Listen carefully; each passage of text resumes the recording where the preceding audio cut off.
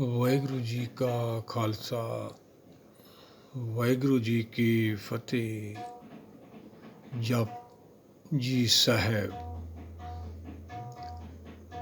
ਭਾਗ 9। ਥਾਪਿਆ ਨਾ ਜਾਏ ਕੀਤਾ ਨਾ ਹੋਏ,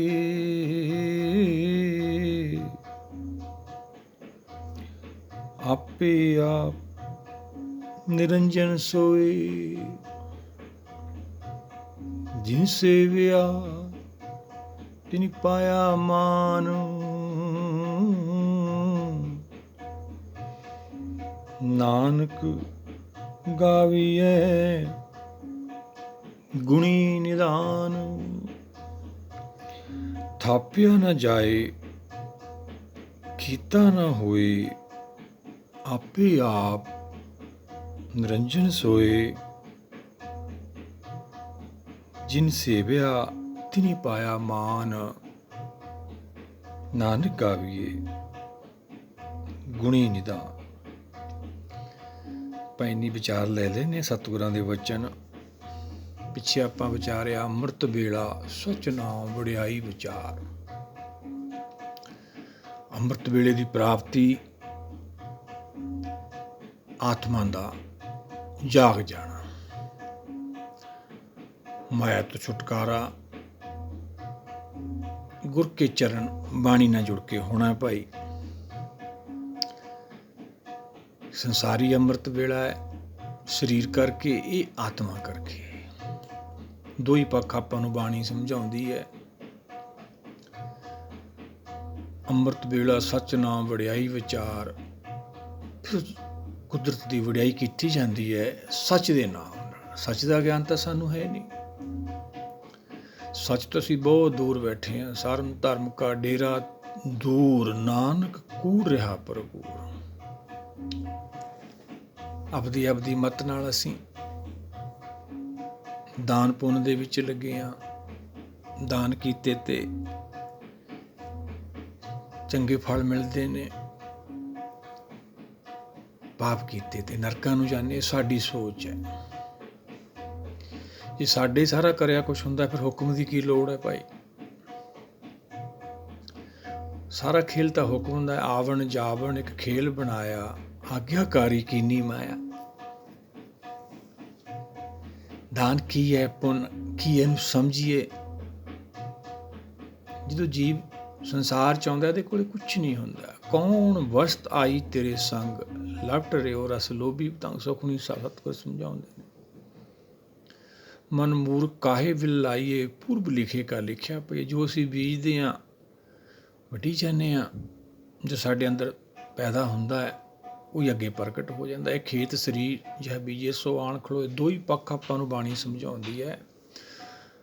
ਅੰਮ੍ਰਿਤ ਨਾਮ ਭਾਵ ਹਰ ਕਾ ਨਾਮ, ਇਹਦੀ ਪ੍ਰਾਪਤੀ ਕਰਨੀ ਹੈ, ਫਿਰ ਉਹਦੀ ਵਡਿਆਈ ਹੋਣੀ ਹੈ। ਫਿਰ ਸਾਡਾ ਉਹਦੇ ਨਾਲ ਪ੍ਰੇਮ ਪੈਂਦਾ ਹੈ। ਨਾਨਕ ਉਹ ਪਰਮੇਸ਼ਰ ਕੇ ਪਿਆਰੇ। ਮੂੰਹ ਕੀ ਬੋਲਣ ਬੋਲੀ, ਜਿਸ ਸੁਣ ਤਰੇ ਪਿਆ, ਸਾਡਾ ਪ੍ਰੇਮ ਕਿਵੇਂ ਪਵੇ? ਸੱਚ ਦੀ ਵਡਿਆਈ, ਸੱਚ ਦਾ ਜਸ, ਸੱਚ ਨੂੰ ਸਮਝ ਲੈਣਾ, ਆਪਦੇ ਮੂਲ ਨੂੰ ਸਮਝ ਲੈਣਾ। ਉਹੀ ਤਾਂ ਮੂਲ ਮੰਤਰ ਹੈ ਭਾਈ। ਮੂਲ ਤੋਂ ਭਾਵ ਅਸਲ ਮੰਤਰ ਵਿਧੀ ਗਿਆਨ। ਗਿਆਨ ਨੇ ਸਾਰੀ ਖੇਲ ਬੁੱਝੀ ਜਾਣੀ ਹੈ ਇਹ। ਪਰ ਅਸੀਂ ਸਰੀਰ ਕਰਕੇ, ਭੇਖ ਕਰਕੇ ਪੂਰੇ ਹੋ ਜਾਂਦੇ ਹਾਂ। ਮਾਇਆ ਦੇ ਵਿੱਚ ਆ ਕੇ ਸੰਸਾਰ ਸਾਨੂੰ ਮੰਨਣ ਲੱਗ ਜਾਂਦਾ। ਉਹ ਤੋਂ ਅਸੀਂ ਪ੍ਰਭਾਵਿਤ ਹੋ ਜਾਂਦੇ। ਹੰਕਾਰ ਹੋਰ ਵੱਧ ਜਾਂਦਾ। ਕੁਦਰਤ ਨਾਲੋਂ ਟੁੱਟ ਜਾਂਦੇ। ਫਿਰ ਜੰਮਣ ਮਰਨ ਨੂੰ ਚਲੇ ਜਾਂਦੇ। ਭੀਖ ਦਿਖਾਇਓ ਜਗਤ ਮੇਂ ਲੋਗਨ ਕੋ ਬਸ ਕੀਨ, ਅੰਤ ਵਾਰ ਕਾਤੀ ਕਟਿਓ ਵਾਸ ਨਰਕ ਮੇਂ ਲੀਨ। ਦਾਨ ਪੁੰਨ ਵੀ ਅਸੀਂ ਆਪਦੀ ਮੱਤ ਨਾਲ ਕਰਦੇ ਹਾਂ। ਪੁੰਨ ਦਾਨ ਜੋ ਬੀਜਦੇ, ਸਭ ਧਰਮ ਰਾਏ ਕੇ ਜਾਏ। ਫਿਰ ਹਿਸਾਬ ਦੇਣਾ ਪਊਗਾ। ਅਮਲ ਸੁਰਾਨੋ ਲੇਖਾ ਦੇਣਾ, ਆਏ ਕਠਨ ਜਮਦੂਤ ਲੈਣਾ। ਅਮਲ ਨਹੀਂ ਕਰਦੇ ਅਸੀਂ। ਅਮਲ ਜੇ ਕੀਤੇ ਦੁਨੀਆ ਵਿੱਚ ਤਾਂ ਦਰਗਾਹ ਆਵੇ ਕੰਮ। ਇਹ ਕੰਮ ਆਉਣੇ ਆਪਣੇ ਭਾਈ ਦਰਗਾਹ ਦੇ ਵਿੱਚ। ਅਮਲ 'ਚ ਲਿਆਉਣਾ ਜੀਵਨ। ਬਾਣੀ ਅਨੁਸਾਰ ਢਾਲਣਾ, ਹੁਕਮ ਅਨੁਸਾਰ ਚੱਲਣਾ। ਸਾਡਾ ਇਹੋ ਜਿਹਾ ਜੀਵਨ ਹੋਣਾ ਚਾਹੀਦਾ ਹੈ। ਇੱਥੇ ਸਤਿਗੁਰ ਸਮਝਾਉਂਦੇ ਨੇ। ਪਿੱਛੇ ਦਾਨ ਪੁੰਨ ਬਾਰੇ ਸਮਝਾਇਆ। ਅੰਮ੍ਰਿਤ ਵੇਲਾ ਆਤਮਾ ਕਰਕੇ ਹੋਣਾ, ਇਹ ਉਹਦੇ ਬਾਰੇ ਸਮਝਾਇਆ।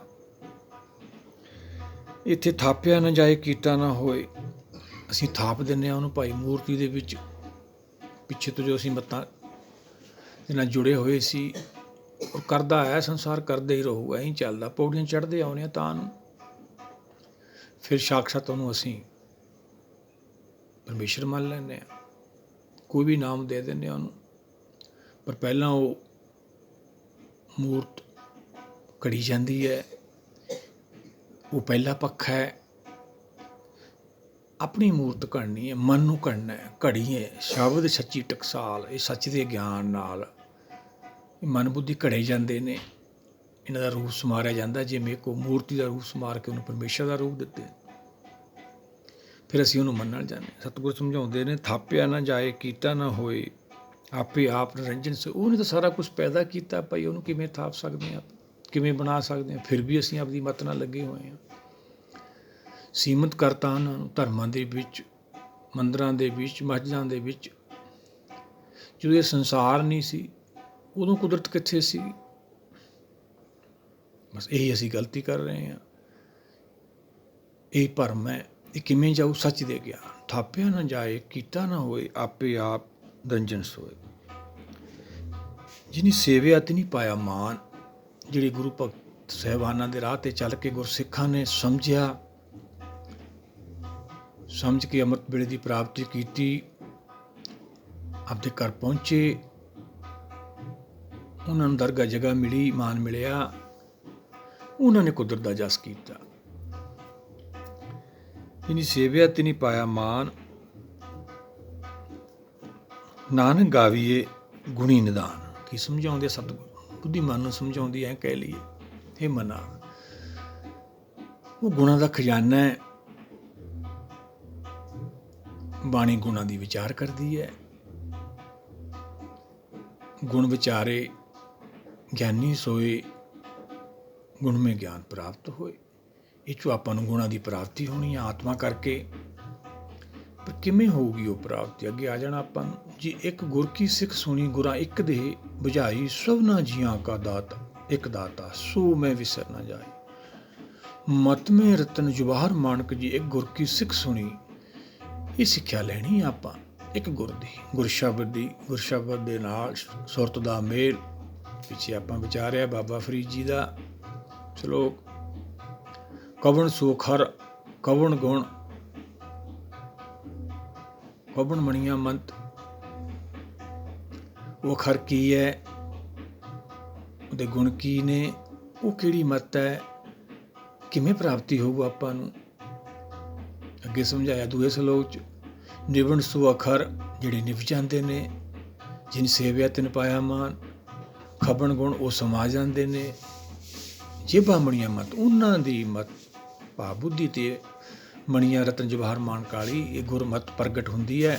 ਗੰਗਾ ਭਗਤ ਕਬੀਰ ਜੀ ਕੀ ਸਮਝਾਉਂਦੇ ਆ, ਗੰਗਾ ਕੀ ਲਹਿਰ ਮੇਰੀ ਟੁੱਟੀ ਜੰਜੀਰ। ਜਦੋਂ ਇਹ ਲਹਿਰ ਪਾਣੀ ਭਾਵ ਹੁਕਮ ਦਾ ਜਸ ਕਰਦੇ ਸੀ, ਗਿਆਨ ਮਿਲਦਾ ਹੈ। ਉਹ ਗਿਆਨ ਨਾਲ ਸਾਡੇ ਜਿਹੜੇ ਲਹਿਰ ਤੋਂ ਭਾਵ ਸੰਸਾਰੀ ਬੰਧਨ ਨੇ ਉਹ ਕੱਟੇ ਜਾਂਦੇ ਨੇ, ਮੁਕਤੀ ਮਿਲ ਜਾਂਦੀ ਹੈ ਸਾਨੂੰ। ਇਹ ਦੋ ਪਦਾਰਥ ਸਾਨੂੰ ਮਿਲ ਜਾਂਦੇ ਨੇ, ਗਿਆਨ ਤੇ ਮੁਕਤੀ। ਫਿਰ ਅੰਮ੍ਰਿਤ ਵੇਲਾ ਹੁੰਦਾ ਹੈ, ਫਿਰ ਉਹਦਾ ਜਸ ਹੁੰਦਾ ਹੈ ਅੰਮ੍ਰਿਤ ਵੇਲਾ। ਸੱਚ ਨਾਮ ਵਡਿਆਈ ਵਿਚਾਰ। ਜੇ ਆਪਾਂ ਨੂੰ ਇਹ ਪ੍ਰਾਪਤੀ ਨਹੀਂ ਹੁੰਦੀ, ਕਰਮੀ ਆਵੇ ਕੱਪੜਾ। ਕਰਮ ਤੋਂ ਭਾਵ ਫਿਰ ਅਸੀਂ ਕਰ ਦੀ ਸਮਰੱਥਾ ਕੁਛ ਸਮਝਦੇ ਹਾਂ, ਆਪਦੇ ਆਪ ਨੂੰ ਕੁਛ ਕਰ ਸਕਦੇ ਹਾਂ। ਫਿਰ ਸਰੀਰ ਮਿਲਦੇ ਰਹਿਣਗੇ, ਕੱਪੜਾ 84 ਲੱਖ ਜੂਨੀ 'ਚ ਘੁੰਮਦੇ ਰਹਾਂਗੇ। ਜੇ ਨਦਰ ਕਿਰਪਾ ਲੈ ਲਈ, ਫਿਰ ਮੋਖ ਦੁਬਾਰ। ਉਹੀ ਸਤਿਗੁਰਾਂ ਨੇ ਸਮਝਾਇਆ ਆਪਾਂ ਨੂੰ। ਇੰਨੀ ਕੁ ਵਿਚਾਰ ਲਈਏ ਆਪਾਂ ਇਹ 9ਵੇਂ ਭਾਗ 'ਚ, ਥਾਪਿਆ ਨਾ ਜਾਏ ਕੀਤਾ ਨਾ ਹੋਏ। ਪਰ ਫਿਰ ਵੀ ਅਸੀਂ ਥਾਪਦੇ ਹਾਂ ਉਹਨੂੰ, ਜਦ ਕਿ ਸਾਡੀ ਮਨ ਬੁੱਧੀ ਦਾ ਵਿਸ਼ਾ ਨਹੀਂ, ਫਿਰ ਵੀ ਥਾਪਦੇ ਹਾਂ। ਜਦੋਂ ਜਿਹੇ 'ਚ ਲੱਗੇ ਰਹਿੰਦੇ ਹਾਂ। ਸੰਸਾਰ ਹੈ, ਅਗਿਆਨੀ ਹੈ, ਆਪਦੇ ਆਪ ਨੂੰ ਗਿਆਨੀ ਮੰਨੀ ਬੈਠੇ ਹਾਂ। ਉਹੀ ਤਾਂ ਭਰਮ ਗਿਆਨ ਹੈ ਭਾਈ।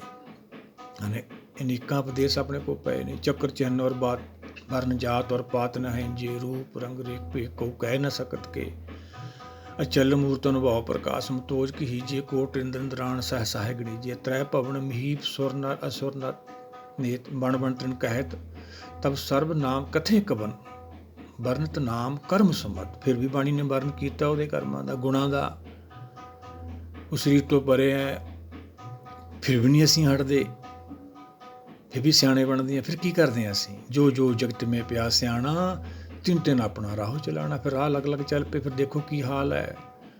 ਫਿਰ ਰਾਜਾ ਪਰਜਾ ਸ਼ੰਕਰ ਮਾਰੇ ਐਸੋ ਕਾਲ ਬਡਾਨੀ, ਤੇ ਫਿਰ ਐਸੀ ਕਾਲ ਚਪੇੜ ਮਾਰਦਾ ਜਾਨੂੰ ਭਾਈ ਸਮਾਂ ਨਿਕਲ ਜਾਂਦਾ। ਆਓ ਐਸੀ ਗਲਤੀ ਨਹੀਂ ਕਰਨੀ।